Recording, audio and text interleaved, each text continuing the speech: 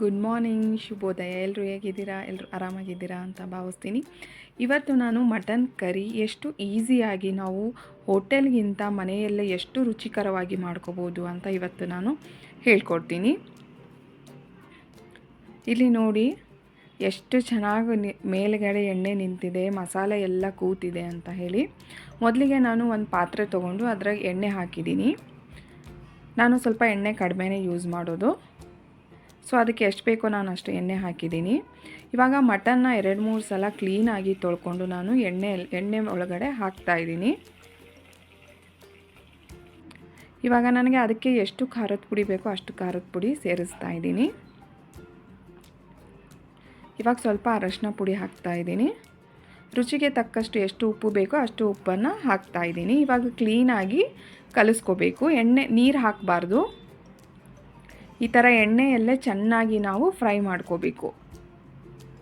ನೋಡಿ, ಈ ಥರ ಚೆನ್ನಾಗಿ ನಾವು ಎಣ್ಣೆ ಒಳಗಡೆ ಫ್ರೈ ಮಾಡ್ಕೋಬೇಕು. ಅಂದರೆ ಅದ್ರ ಹಸಿ ವಾಸನೆ ಎಲ್ಲ ಹೋಗುತ್ತೆ. ಆದಮೇಲೆ ನಾವು 1 ಕಪ್ ನೀರನ್ನು ಹಾಕಬೇಕು. ಈ ಥರ ಸೈಡಿಗೆ ಒಂದು ಕಡೆ ಕುದಿಲಿಕ್ಕೆ ಇಟ್ಬಿಟ್ಟು ಇನ್ನೊಂದು ಕಡೆ ನಾವು ಈರುಳ್ಳಿ ಮತ್ತು ಟೊಮ್ಯಾಟೋನ ಚೆನ್ನಾಗಿ ಫ್ರೈ ಮಾಡಬೇಕು. ನೋಡಿ, ಈ ಥರ ಫ್ರೈ ಮಾಡಿಕೊಂಡು ನಾನೊಂದು ಮಿಕ್ಸಿ ಜಾರಲ್ಲಿ ಹಾಕಿದ್ದೀನಿ. ಆ ಮಿಕ್ಸಿ ಜಾರ್ಗೆ ಮತ್ತೆ ನಾನು ಶುಂಠಿ ಹಾಕಿದ್ದೀನಿ. ಈ ಥರ ಒಣ ಕೊಬ್ಬರಿನ ನಾನು ಚೆನ್ನಾಗಿ ಹುರ್ಕೋತಾ ಇದ್ದೀನಿ. ತುಂಬಾ ಹುರಿಬಾರ್ದು, ಇಷ್ಟು ಹುರಿದ್ರೆ ಸಾಕು. ಇವಾಗ ನಾನು ಇದನ್ನು ಮಿಕ್ಸಿ ಜಾರಲ್ಲಿ ಹಾಕ್ತಾ ಇದ್ದೀನಿ. ಇದಕ್ಕೆ ನಾನು ಬೆಳ್ಳುಳ್ಳಿ ಸೇರಿಸ್ತಾ ಇದ್ದೀನಿ. ಚಕ್ಕೆ, ಲವಂಗ, ಸ್ವಲ್ಪ ಏಲಕ್ಕಿ, ಸ್ವಲ್ಪ ಮೆಣಸನ್ನು ನಾನು ಇದಕ್ಕೆ ಸೇರಿಸ್ತಾ ಇದ್ದೀನಿ. ಇವಾಗ ನಾವು ಇದನ್ನು ಸಣ್ಣಗೆ ರುಬ್ಕೊಳ್ಳೋಣ. ಸ್ವಲ್ಪ ಕೊತ್ತಂಬರಿನೂ ಸೇರಿಸ್ತಾ ಇದ್ದೀನಿ. ನೋಡಿ, ಈ ಥರ ಸಣ್ಣಗೆ ನಾವು ರುಬ್ಕೊಂಡಿದ್ದೀವಿ. ಇದು ಈ ಕಡೆ ಒಂದು ಕಡೆ ಕುದೀತಾ ಇತ್ತಲ್ಲ, ಅದಕ್ಕೆ ಇನ್ನೊಂದು ಸ್ವಲ್ಪ ನಾನು ನೀರನ್ನು ಸೇರಿಸ್ತಾ ಇದ್ದೀನಿ. ಇದು ಒಂದು ಕಡೆ ಕುದೀತಾ ಇತ್ತಲ್ಲ, ಅದಕ್ಕೆ ನಾವು ರುಬ್ಬು ಇಟ್ಕೊಂಡಿದ್ವಲ್ಲ ಆ ಮಸಾಲೆನ ನಾನು ಸೇರಿಸ್ತಾ ಇದ್ದೀನಿ. ಎಷ್ಟು ಬೇಕೋ ಅಷ್ಟು ನೀರನ್ನು ಹಾಕಿ ನಾವು ಒಂದು ಸಲ ಚಮಚದಿಂದ ಕೈ ಆಡಿಸ್ಬೇಕು. ಇದು 1 ತಾಸು ನಾನು ಕುದಿಲಿಕ್ಕೆ ಬಿಟ್ಟಿದ್ದೆ ಸಣ್ಣ ಉರಿಯಲ್ಲಿ ನಾನು. ಅದಾದಮೇಲೆ ನಂದು ಈ ಥರ ಮಟನ್ ಕರಿ ರೆಡಿ ಆಯಿತು.